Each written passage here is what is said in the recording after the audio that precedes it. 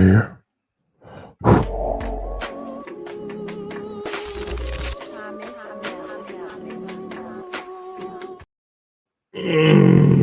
What's good, guys? Your boy Good Savage back again. You know what time it is. You know the vibes. You know the tides, man. Apologies for the earlier stream. You know, like that. Now you have to let me know if this audio is fine and all that stuff. But it's been a mad one.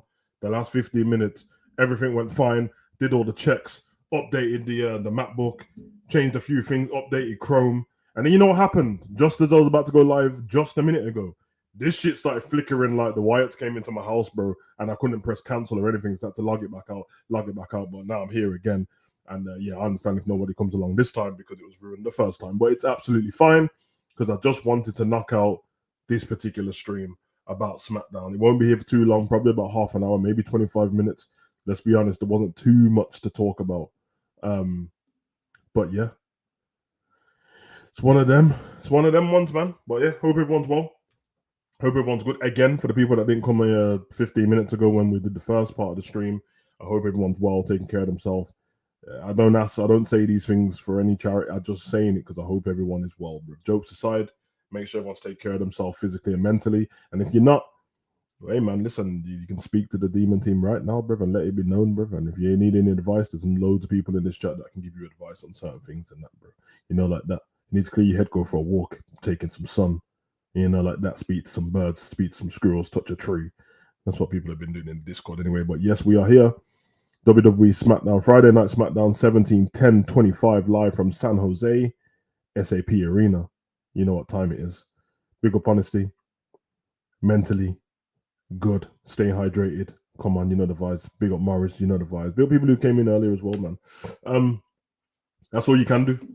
That's all you can do. Make sure you're taking care of yourself, man. And let's just remember, man, we're not harsh over here, but we keep each other accountable, and there is no excuse, bro.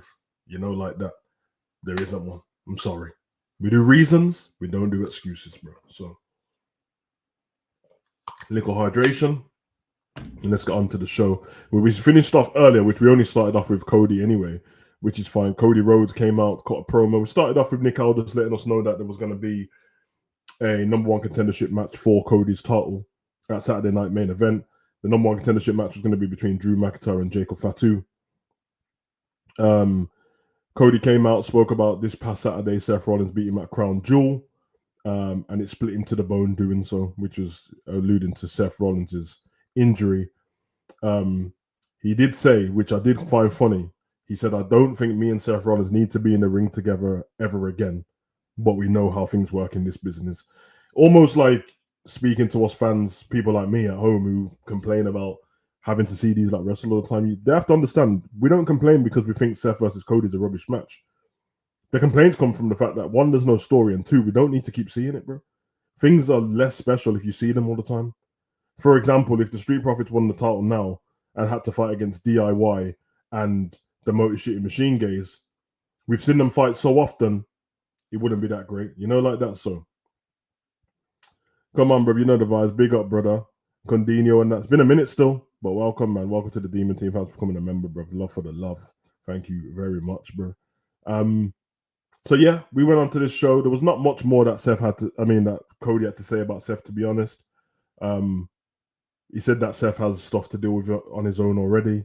A few different issues with the bronze.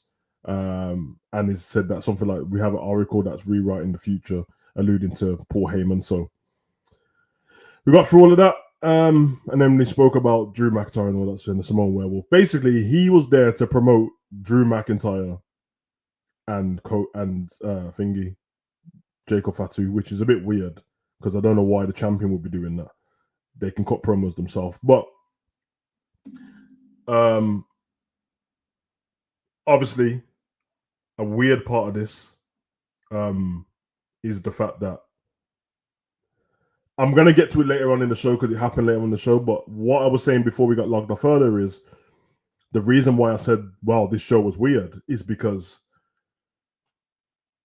detour a little bit because I don't want to go bit by bit in SmackDown because some of it's just not worth talking about. The modern wrestling fan would argue that they don't care about kayfabe and they like knowing what's going on behind the scenes and all these different things. Okay, fine. You don't mind. You don't have to mind. It's fine. I'm not mad at you for not minding. I care on it. Kayfabe's pretty much dead. The problem that they have is if you go down the route of, and Triple H and these kind of people come out enough times telling us that we know what we do, we tell the best stories in the business, and we're not showing all the magic. We're just showing people what. Okay, you've done WWE Unreal, which gave away all the magic. The problem you have is when you delete kayfabe completely, but then still try and add kayfabe type stuff in the show, it doesn't work. I.e., Seth Rollins' knee being injured and then saying, oh, his knee's not really injured. Now his shoulder's injured. Nobody cares that his shoulder's injured because only weeks ago, couple of months ago, you lied and said that your knee was hurting. But why would you do the kayfabe thing through the airport with the crutches and all that if kayfabe's dead? Why would you just not turn up in the arena with the crutches, but outside the arena, just walk around? It leaves wrestling fans very confused. Now, reports of Jacob Fatu's injury was coming out 2 days before this SmackDown.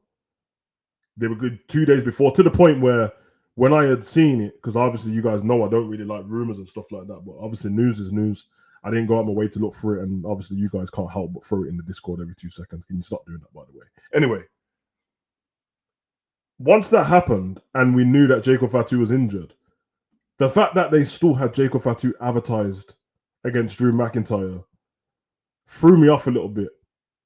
On a regular, everyday kayfabe Monday Night Raw and Friday Night SmackDown, perfect. It's fine. You wouldn't know he's injured. He comes into the show, he gets written off the show. But the fact that you've told us already, which you didn't have to, and then we get to a show that he's already going to be on, obviously we know what's about to happen in the show. And it made it terrible. So all the dramatics of what happened to him in the show, which we'll get to, was bad, and it was done badly as well. It was done very bad. So anyway, first match of the night, we had first we had Solo Sikoa interrupting Rey Fenix's photo shoot in the back. Rey Fenix wants to know what Solo's problem is. Solo doesn't have a problem with Fenix, certainly does. But the MFTs viciously beat down Rey Fenix. So the MFTs kind of took over the show tonight. We're being involved in everything around there. So the first match of the night was Charlotte Flair and Alexa Bliss, the WWE Women's Tag Team Champions, taking on Sol Ruka, who is, well, she's got 2 titles on NXT, and Zarya. They're a tag team from NXT, and obviously people know Sol Ruka because I'm a fan of Sol Ruka, bro. So I'm a fan of most of the women in this match, to be honest. Not too sold on Zarya, but she's okay. The match itself was good. We had Blake Monroe in the crowd watching on, which was nice that she was there. I wish that WWE would allude to who Blake Monroe was to the people at home a little bit more. Obviously, I know who she is, but I'm a wrestling fan. For the casuals, you could have gave them a bottom. I don't know why they didn't give her a bottom third graphic to let her know it's Blake Monroe from NXT. She's blah, blah, blah. She's the next up-and-coming star. They didn't do that. So we just knew that this blonde woman in the crowd, front row, has a problem with that blonde woman who's wrestling, and she keeps biting her finger and doing sexy looks. We didn't know what was going on if you were casual. So found that a little bit weird. The match itself between all these ladies, for me, was actually good. Some slow bits in the match, but I thought it was good. I thought the match was good how they did it. I liked how it finished. Maybe they didn't have to have Sol Ruka take the figure 8, but somebody had to take it. You know what I mean? So if anything, you'd expect Zarya to kind of get a way out of it. So didn't mind it. Charlotte saves Alexa and then goes in the ring and gives her the figure 8. I like the fact she set it up by Blake Monroe distracting, because really Sol Ruka didn't have to bother with her. And then Charlotte gave her a chop block into the barricade and then going into the ring.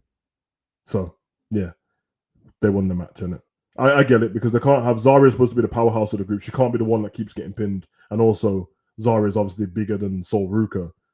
So if he's going to go on believability, it's a lot more believable that Sol Ruka, after being chop blocked and distracted, would lose to the figure 8.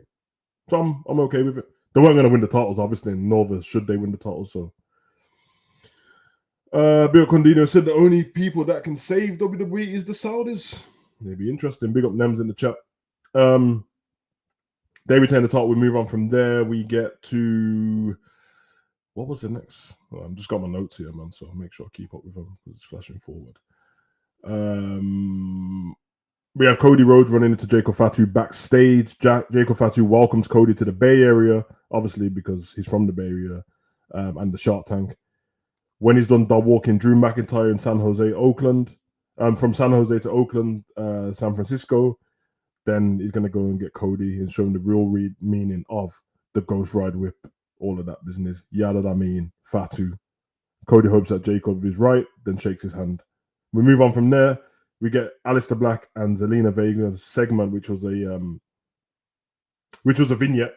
I like this. When I mean I really like this vignette like a lot.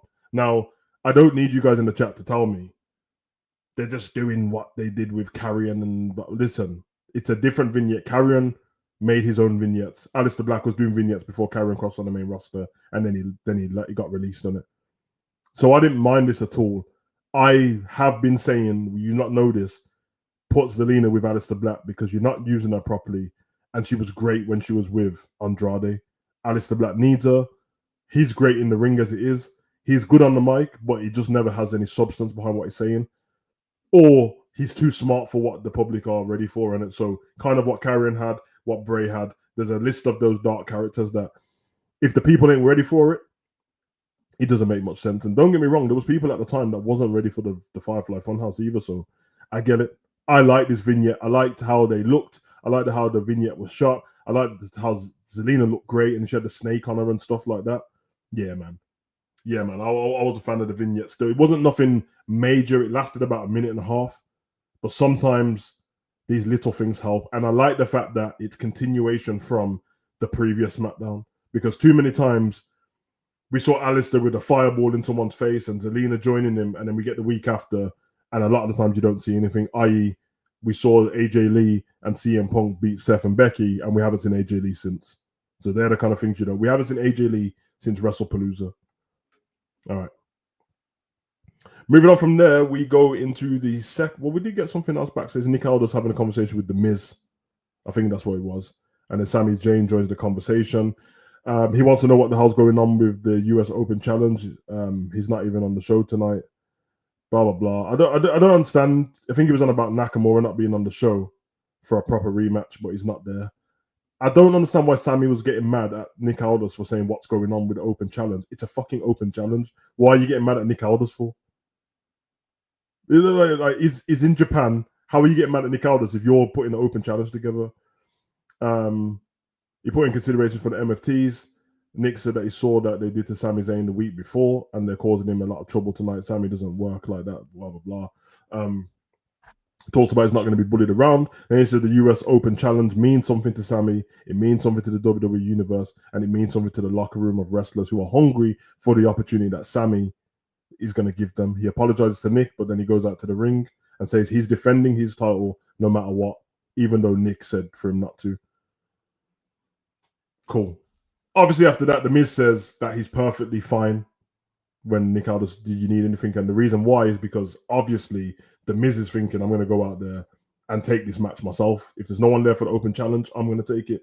The question I have to ask people, be it Khaled, by the way, is why forget that that The Miz is in the locker room thinking of that. If you're under the roster and you're not being booked in any matches and you're not going after WWE title, then surely it shouldn't be one by one people want the Open Challenge. It should be, I'm fighting you to get to the Open Challenge because I want the title of Sami.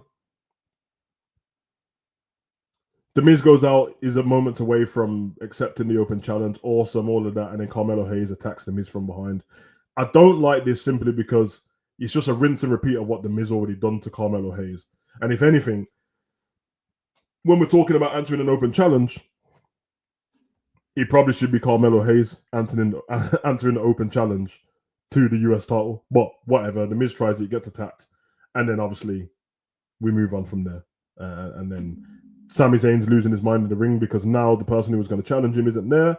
And then we get Dragunov's music come off, who we haven't seen in a while. Funny enough, last night when we did the stream, we mentioned Dragunov when I was going through all of the people on the roster, which is crazy. But Dragunov is back now. People who don't know who Ilya Dragunov is, blame WWE because they seemingly don't want to tell anyone who he is now. He was there before. He had a really bad injury. He's been out for a while, and now he's back. But now he's back. You need to explain who he is again. You need to give a backstory to who he is, what he's done in NXT, what he's done in the UK, what he's done around Europe. They didn't do that. Ilya's back and expect everyone to know who he is. But what I will say, which I don't need to drag on too much because we spoke about this last night also, is what I said is Sami Zayn's open challenge matches are all going to be great because Sami's a great wrestler. And this match was no difference. The match was great itself. It was a really, really good match. Dragunov's one of the best wrestlers around in terms of in-ring. Character-wise, if they did a bit more work, he could have been great. But he's been missing for a long time. So if they can go on from now, obviously we'll get into what happened in this match because Sami's lining up Ilya for the haluva kick and then Solo walks out to the top of the ring. Now, I don't understand. Like, Solo actually didn't do anything in this match to stop Sami winning. So when they were, Sami lost because of a distraction from Solo. No. In fact, what happened is Solo walked out, stood at the top of the ramp, didn't walk any further, turned around, walked off. Sami still got the move on. He still got it on him. He gave him the suplex. He went into the corner. He set up a haluva kick while Solo had gone. And then Ilya killed him, bruv. Torpedo Moscow. It was over for him. Like that. So, I don't know, bro. I don't really know about that, bro. He's one of them one. He literally got him. Fisherman's carry, Dragunov, Brainbuster, all of that. I don't know, man. It's a bit dark, but yeah, he went for the haluva kick. Countered with the Dragunov's Torpedo Moscow. Then he planted him with the H-bomb, picks up the victory. And we have a new WWE United States champion, which it's going to go back to what we spoke about before Sami got this title. If you don't believe me, go and watch my video before Sami won. When I told you guys, we are heading towards Sami Zayn becoming the WWE champion. Now, Saudi Arabia WrestleMania is in 2027. Ideally, you'd want Sami to win then, but it's a long way away. Sami Zayn, mark my words, one of these two people are picking up the title very soon, bro. CM Punk and Sami Zayn, bro, is what's going to happen going into next year's WrestleMania. Because, not against each other. First of all, after this, we got Survivor Series. After Saturday Night Main Event, we got Survivor Series, end of the year on it. No more pay-per-views. The first pay-per-view of January 2026 is going to be Royal Rumble. Sami Zayn is going to win the Royal Rumble. CM Punk is going to win the Elimination Chamber. You know where the Elimination Chamber is in 2026? Well, it's looking like it's going to be in Chicago, bro. Then we're going to have Sami Zayn to go on WrestleMania, and he's going to fight. This is going to be dependent on how we go with the story, because realistically, there's a story already built for Sami and Seth Rollins if Braun Breaker and all that don't take it off him. There's a story built already. When we had the Raw after WrestleMania, the whole story was built around. No, not WrestleMania. Was it SummerSlam? I think it might have been SummerSlam. When they got the vision together. No, it was WrestleMania. When they got the vision together, we had Sami on SmackDown, and the whole talk on Raw was, if you guys remember, Paul Heyman, Seth Rollins saying to Sami, if you're either with us or against us, and if you're against us, you need to go to SmackDown and stay out of our way. That's what happened. Paul Heyman said to Sami, listen, if you go to SmackDown, I'll get you a title shot. Sami said, you're not sending me anywhere, I'm staying. And he ended up on SmackDown anyway, which was stupid. Then the whole thing was everyone telling Sami he can never be the WWE champion. Sami's going to become WWE champion. We spoke about this before he won the US title. And I even said to you guys at the time, yes, he's going to win that title. He's going to lose it. And then he's going to have a stepping stone up to the WWE title. So he won't win this US title back again. He won't, bro. He won't win it. And then CM Punk win the Elimination Chamber. So then you ask the question, well, who does pick? Well, it depends who's the champion. If Seth and Cody both keep their titles, you might end up going CM Punk, Cody, Sami, Seth. Realistically, I don't want to see CM Punk versus Seth again.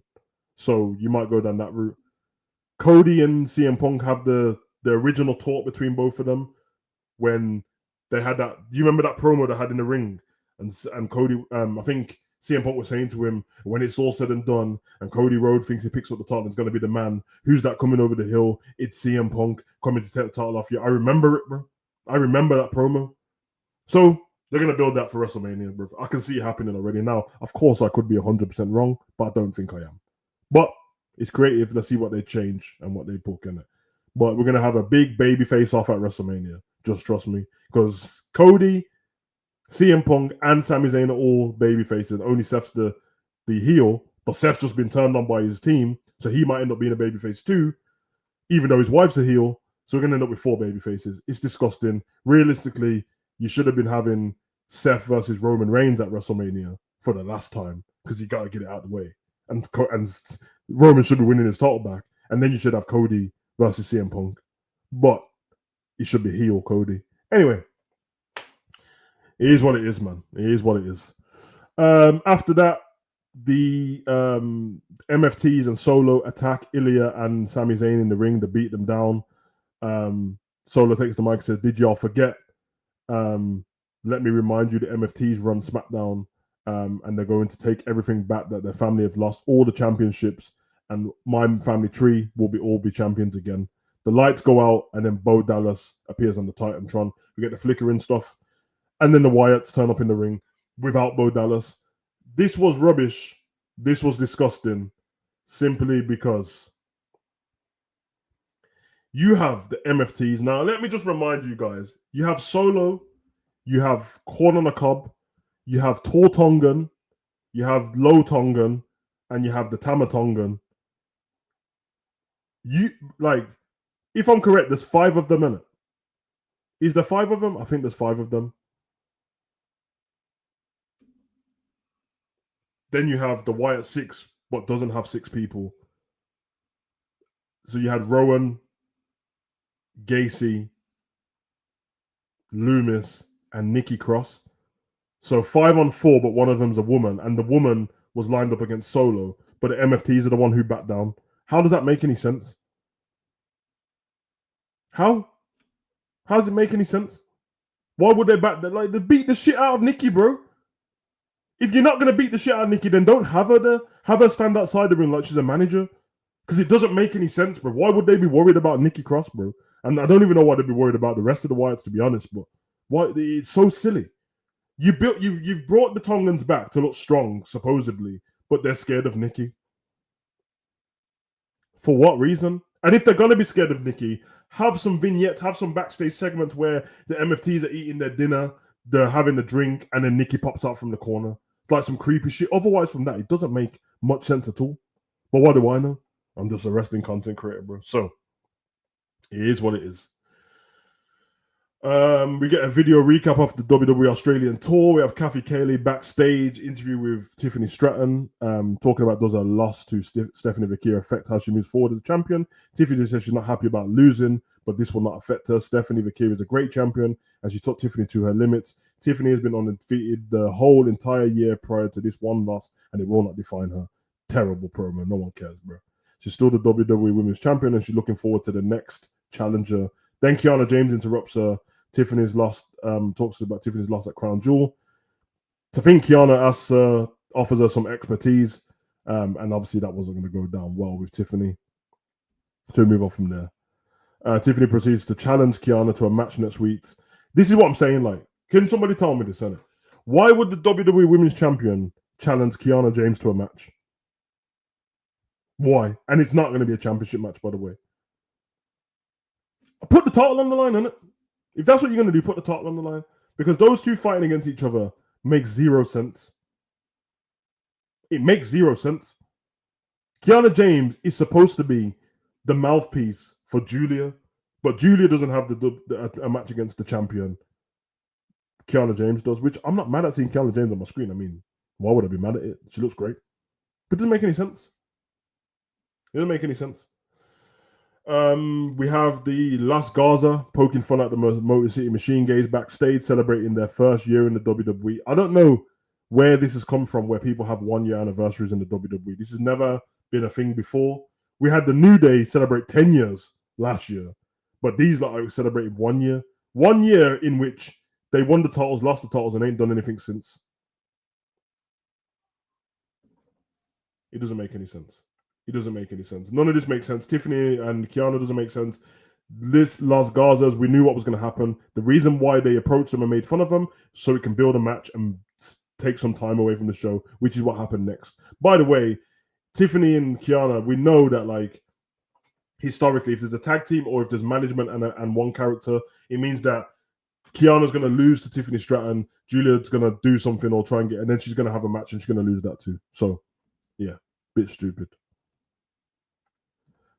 We have the third match, Motor City Machine Gaze versus Las Garza. Listen, let's not speak about that because it's just, yeah. The Motor City Machine Gaze win because 1 year in the business. Head back to the locker room. We have Nathan Frazier telling Axiom that they need to start making moves towards the WWE Tag Team titles. DIY interrupts the conversation. Johnny Gargano says there's absolutely no way that they're going to be becoming the champions, which is what we used to have all the time. They took some time off, so the Street Profits can't blame them for their failures, blah, blah, blah. Choke artists, blah, blah, blah. Then they talk about Halloween, which, you know, we're going to get something to Halloween with the Wyatt tonight, surely. And that's kind of where we go from there, bro. Jacob Fatu's entrance music starts playing because the next matchup on the card is meant to be Drew McIntyre versus Jacob Fatu. This is the part of the show that I hated. Music goes off. We don't get him in the ring. Drew McIntyre is obviously in the ring waiting. Okay. Then we have a rush backstage. He referees running. Jacob Fatu's got one of them big scaffolding things on top of him. He's bleeding from the mouth. His teeth have gone from his mouth, bro. He's like, I feel like whoever's making effort to do stuff they're channeling their energy in the wrong way because you're trying to do something to make it look to tell a story, but you made it worse, bro. I'm watching all of Jacob Fatu's teeth on the ground in a pool of blood, but when the camera goes on his mouth, he hasn't lost any teeth. So unless you're telling me that Fatu is a shark and he has spare teeth in the back of his mouth, they're fake teeth. It's terrible. Now, I'm guessing that when Fatu eventually returns, I had to go to the dentist, dog. You know what I mean? Dentist. Because it makes no sense, bro. The blood was fine. A couple bruises was fine. You did too much, bro. You did too much with the teeth on the floor, bro. Like, wrestling fans don't forget stuff. And they record everything. And everything is on the internet. So when he comes back and he's got grills in his mouth, like, also, he's bleeding from his mouth. How does that mean that he's going to be injured for the foreseeable, bro? Somebody tell me how it means. Jacob Fatu, who's supposed to be one of the strongest in the company, is the badass in the company, bro. That's going to take him out. When we've seen worse things happen to everybody. I need an explanation, bro. Now, I'm sure next week, Corey Graves will tell us that he ruptured his spleen and he's tore a lung or something. But he was conscious enough to push the referees away while he was bleeding from the mouth. He was conscious enough to tell people that he doesn't need the help. So, whatever Jacob Fatu's real life injury is, you probably should have went with that injury. Hear me out a second, guys. Doesn't that make more sense? Because obviously, whatever happened to him happened off camera. So, for example, Cody Rhodes tore his pec against Seth Rollins. So he had another match against Seth in a Hell in a Cell, and the doctors told him he can't injure the torn pec anymore. So what did Seth do in the match? He started directing more stuff towards the torn pec. So when Cody was off screen, he was like, oh yeah, he's torn a pec, we can see it. Now, I'm not saying if Jacob Fatu tore his rotator cuff that you should stamp on his rotator cuff. But what you can do is, if it's a shoulder injury, then when the people go backstage and he's on the floor because of a shoulder injury, you can say, oh my God, Jacob Fatu seems to have hurt his shoulder. Now, kayfabe in real life, when somebody sees him at the airport, in the grocery store, on the street, in an arena, at a concert, and he's got his arm in a sling, no one's questioning it. That's how you do it. You don't give him some completely false injury compared to one he's got, unless the injury is like an illness. It's so stupid, bro. He had it. It was written for you, bro. He was really injured. It's the same what they did on Raw. If Seth Rollins is injured and it's his arm or a shoulder, then why are you acting like the tsunami and a spear took him out? A tsunami and a spear can't take him out. You know how many times Jey Uso and Jimmy Uso has been speared and tsunami'd in the same night? Yeah, he had to give Roman tsunamis over and over again. He gave Seth Rollins 7 tsunamis before, and then he got taken out. But now you're telling me one spear and a tsunami is good enough to take Seth out? What? I've seen matches when both of them have done the spear and the tsunami and the people haven't lost the match, but this can take them off screen, bro. Be more inventive, bro. Be more like, come on, man. At least with like Jade Cargill, when she got taken out, she looked like she had broken her leg, her arm, her body was twisted up on the windshield of a car. Nobody was questioning it. But a tsunami and a spear is good enough because no kayfabe in it. Fucking terrible, bro. Fucking terrible, man. When you have the options to do this, it's madness, bro. Drew McIntyre takes the mic and says, San Jose, it appears that your boy is bleeding from the gums. Fatu is all gas, no brains. The referee, do me a favor and raise my hand as the #1 contender. Nick Aldis comes out and says, hold on a second, Drew. Say another word now. I don't want you to go back and go what happened back there. I know it's bad, really bad, but I promise you this is, if it's you, I swear to God, if you had anything to do with this, listen, Nick Aldis, if you had anything to do with this, you're not going to do anything about it. You want to know why? We know you're not going to do anything about it because Randy Orton RKO'd you 3 times and you did nothing about it. Randy Orton paid a fine for RKOing you and gave you double the money for the next time he RKO's you, and then he RKO'd you, bro. We get Cody Rhodes come out to the ring with the regular Cody Rhodes anger. Enough! We're done with all of this. And then proceeds to run into the ring. You want a #1 contenders match? How about you should have it right now? Let me give you the chance right now. Then he gives him the WWE Championship match right now in San Jose. And then we get that match between Cody and Drew McIntyre. Ref rings the bell. They start fighting each other. I did like Cody's aggressiveness in this match. But by the end of it, Drew McIntyre won the match because Cody decided to hit Drew with a belt. No, I'm not lying. Like, Drew McIntyre won this match, bro. He really won this match. It's madness, bro. Once that happens, he carries on beating the shit out of him. He hits him with a suicide dive. Leaping forearm smash. McIntyre launches Rhodes into the timekeeper's area. Rhodes clocks him with the belt, forces the disqualification in the match. Rhodes gets into a deep trance and then he seems to snap a little bit. Then he clears the announce table. He goes to give him the crossroads on the announce table. And then all of a sudden, security guards and referees come out. I'm just going to let you guys know this. This is what I don't like about WWE, the inconsistency. How many matches, which is nearly all of them, by the way, does somebody go to the announce table? Nearly all of them, innit? And no referees or security guards come out. Nick Aldis doesn't come out. But for some reason, when it's Drew and Cody, somebody needs to come out. Like, keep a bit of consistency there. It doesn't make any sense. It doesn't make any sense at all. But it happens. He prepares the game with the crossroads. Referees and that come out. Rhodes argue with Nick Aldis. Then he runs around the ring and then gives the flying crossbody, which did look pretty cool, to be honest. And the fact is, I like the fact that Cody fought in his suit, because it meant that he wasn't doing "I'm already prepared to fight you" thing. He was had enough. Now, I'm sure people are going to read into Cody hitting with the belt. Does that mean Cody's heel now? Clearly not, because he didn't do it to win the match. If he did it to win the match, that's a little bit different. But he just did it for the sake of it and lost. So I'm intrigued to see what Cody does going forward. Does he turn to somebody who does anything to win and becomes heel Cody? Or is he just a one-off Cody Rhodes and nothing happens? Yeah. Gaming with Mar thinks that one of Cody or Jacob Fatu attacked. No, one of Cody or Randy Orton attacked Jacob Fatu. Very possible. Very possible.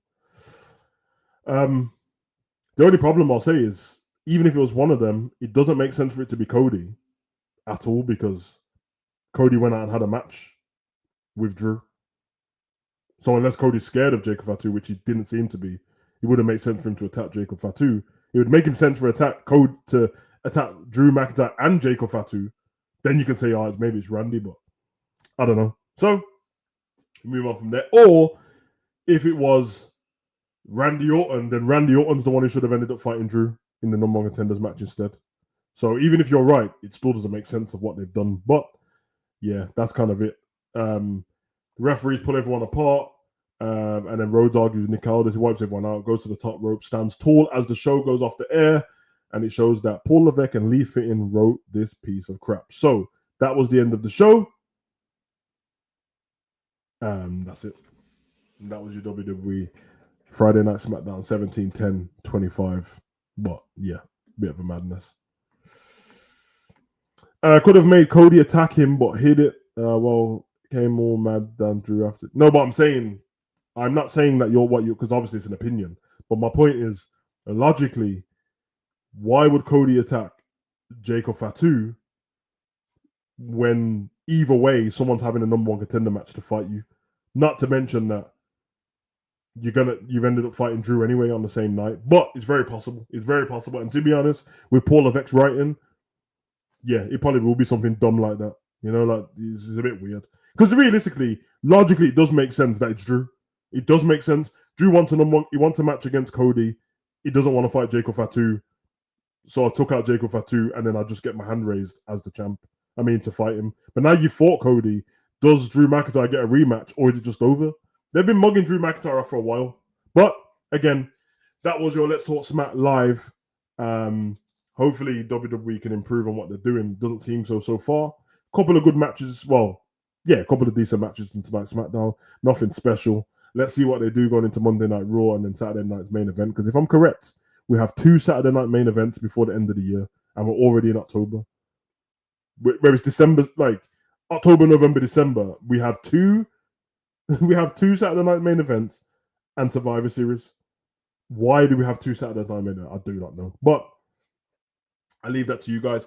Any more wrestling coming up? Well, Wrestle Dream AEW is on tonight, so I'll be watching that. I won't be doing a watch along to it though, but if anything good happens, I will upload my reaction videos to said stream. And then yeah, we'll see what we come back with. Any more news stories drop throughout the thing. No rumors, but if any news stories and some business stuff, we'll talk about it. Probably do some pre-recorded videos on that as well. And then any streams coming up in the future, I'll let you guys know anyway. So just stay tuned in for the post on YouTube because that's where I'll post it. But love for the love. Go and enjoy the rest of your day. If anything else happens for the rest of the day or I feel like putting another stream together, I will let you guys know. It's been emotional. You already know the vibes. Take care of yourself. Make sure you all, yeah, you know what I'm going to say, Briff, because take care of yourselves in it because WWE ain't taking care of nobody. Yeah. Run.